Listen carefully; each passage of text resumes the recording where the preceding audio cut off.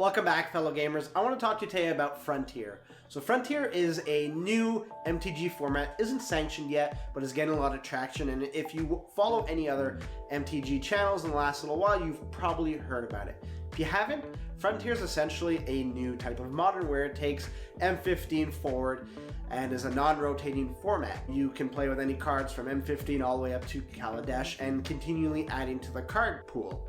Now, a lot of people are saying that this is a cash grab from local game store owners that are just looking to unload bulk rares that they've been sitting on, like Siege Rhino, that they just can't really get any value from anymore. Whether that's true or not, I think is irrelevant. I think what's important for you is that whether this type of format appeals to you and if you'll have fun.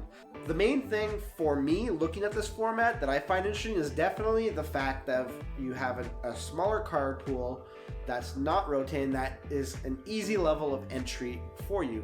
Now, the difference between Modern and Frontier from their inceptions is that when Modern was announced, a lot of stuff spiked. I remember I had a basket open on Card Kingdom where I had a bunch of the swords from Mirrodin Block. They were in my cart and I was getting them at like $1, $2 a piece. I had about 9 or 10. I had multiple commander decks that I wanted them to go into, so I was like, this is great. These are cool cards. I want to play them and they're so cheap. I went back like a few days later after Modern was announced and I hadn't been paying attention to the actual format news or news of the game. I was still like, kind of in my own house bubble with my own play group, so didn't know what the heck was going on. Saw that all these like cards spiked and I was like, Jesus, what the hell is going on? So I looked at it and then of course, Modern was announced and all these people started buying up cards. Well, you have Frontier right now that's kind of it's not announced because again, it's not a sanctioned format, but you have all these low price cards. So if these local game store owners were really hyping up this format just to sell cards, they probably would have bumped the card prices up. Now, there are a few card prices that are going up, but a lot of them are steady or declining. So if this is a format that interests you, buy in now. I don't think that the comparisons between Tiny Leaders and Frontier are something that we should even make because Tiny Leaders was so mismanaged by the creator that he screwed himself over because he tried to brand everything. He was very authoritarian with his rules and his ban list.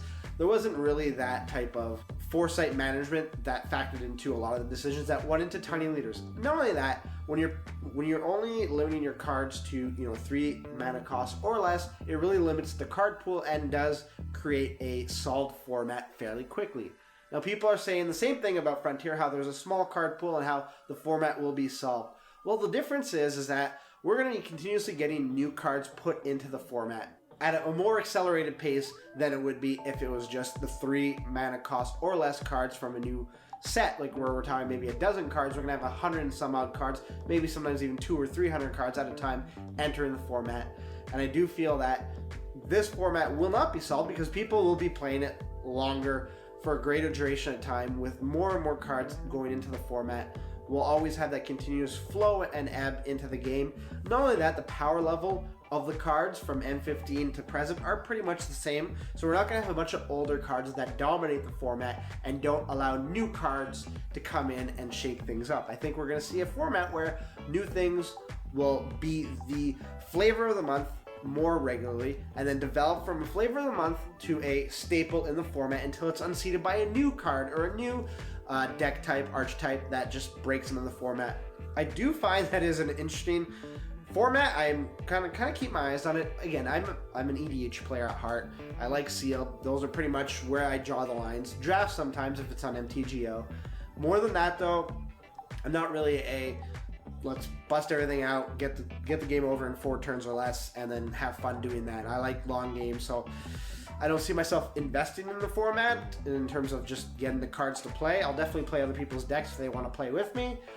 More than that, though, I would like to know what your opinion is on Frontier. Is this a format that interests you, or is it something that you're staying away from? And if you're staying away from it, I would love to know why and what your reasons are. Let me know in the comments. In the meantime, if you'd like to watch some of my other content, you can do so right over here. Additionally, if you'd like to subscribe, which you can do that right over here, it lets you know when we go live for our live streams, where we also talk Magic the Gathering, and it lets you know when we upload new videos like this one. I'd like to thank you for making me a part of your day, and until next time, good gaming.